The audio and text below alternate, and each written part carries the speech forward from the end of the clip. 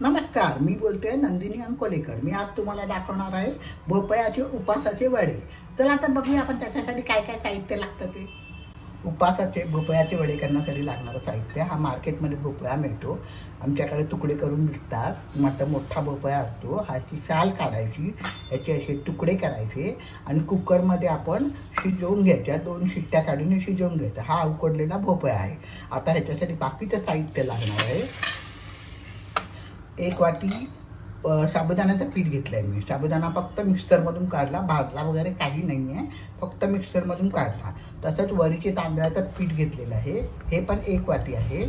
4 मिरच्या घेतल्या आहेत, 1 टीस्पून जिरं, चवीनुसार मीठ, 1 टेबलस्पून शेंगदाण्याचा कूट आणि 2 टेबलस्पून कोथिंबीर। आता पहिल्यांदा आपण हे दोन्ही पीठ मिक्सरमधून एकदा फिरवून घेऊया, म्हणजे व्यवस्थित मिक्स होतील। त्याच्यानंतर भोपळा स्मॅश करायचा। तर चला आता आपण पुढची तयारी करू। साबुदाण्याचं पीठ टाकते आणि वरीचं पीठ टाकते, म्हणजे दोन्ही चांगले मिक्स होतील। करून घेतलंय। आता त्याच्यात मी त्या मिक्सरच्या भांड्यामध्ये मिरच्या बारीक करून घेते। मिरच्या बारीक करून घेतल्या मिक्सरमध्ये, त्या टाकायच्या।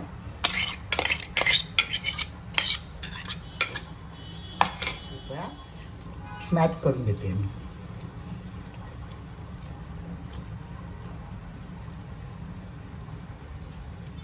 उकडलेला भोपळा ह्याच्यात टाकायचा।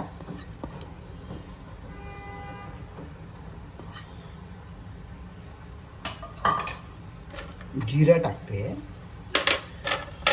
चवीनुसार मीठ टाकते, शेंगदाण्याचा कूट टाकते आणि कोथिंबीर टाकते। आपल्या उपासाला ह्याच्यातलं काही नसेल चालत तर नाही घातलं तरी चालेल। जिरं कोणाला चालतं, कोणाला नाही चालत, तर नाही घातलं तरी चालेल। आपण पहिल्यांदा हे पाणी न घालता असंच पहिले मिक्स करून घ्यायचं।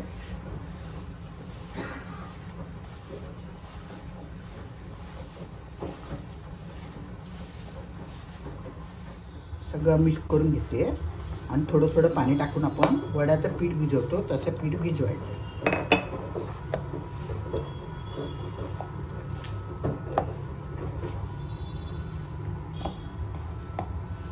झालंय। आता 5 मिनिटं हे पीठ असं ठेवायचं, तिथपर्यंत मी तुम्हाला चटणी दाखवते। त्याच्यावर चटणी आणायची, आपल्या आवडीप्रमाणे तिखट कमी जास्ती करून 3 मिरच्या टाकलेल्या आहेत मी माझ्यासाठी।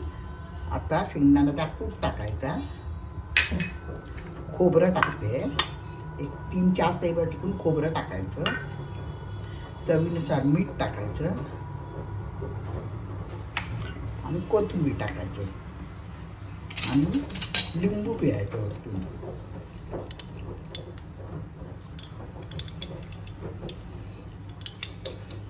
मी जिरं टाकते, चला चटणी बारीक करून घे। आता आपण वडे थापायला घेऊया।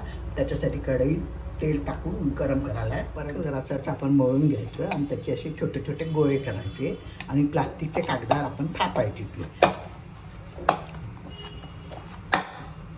जर आपल्याला कडक वाटलं, कारण साबुदाणा पाणी खेचून घेतो, जरा कडक वाटलं तर थोडंसं पाणी टाकायचं आपण त्याच्यात। गोळ्या घ्यायच्या, जरा हाताने गोल गोल करायचा, तेल लावायचं पेपरला आपण आणि हाताने याचा थापायचा।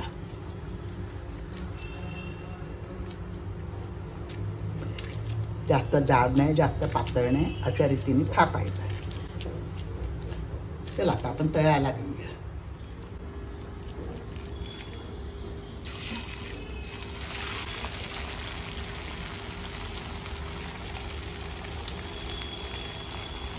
मीडियम गॅसवरती तळायचे।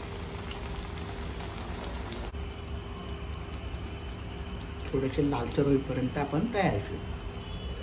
त्याला कसं छान फुटतात आहे थोडे, अशा रीतीने मी सगळे वडे तळून घेते आणि दह्याबरोबर किंवा आपल्या खोबऱ्याच्या चटणीबरोबर सर्व करायचे। वडे तळून घेतलेले आहेत, छानपैकी कुरकुरीत झालेले आहेत। बघा, लहान मुलांना भोपळा काय आवडत नाही, अशा प्रकारे त्यांच्या पोटात भोपळा गेला तर खूप चांगलं आहे। तर तुम्हाला माझ्या रेसिपी कशा वाटतात ते मला कॉमेंट बॉक्समध्ये कळवा। माझ्या चॅनलवर नवीन असाल तर सबस्क्राईब करा, प्लीज सबस्क्राईब करा, लाईक करा, शेअर करा, मित्रमैत्रिणींना शेअर करा।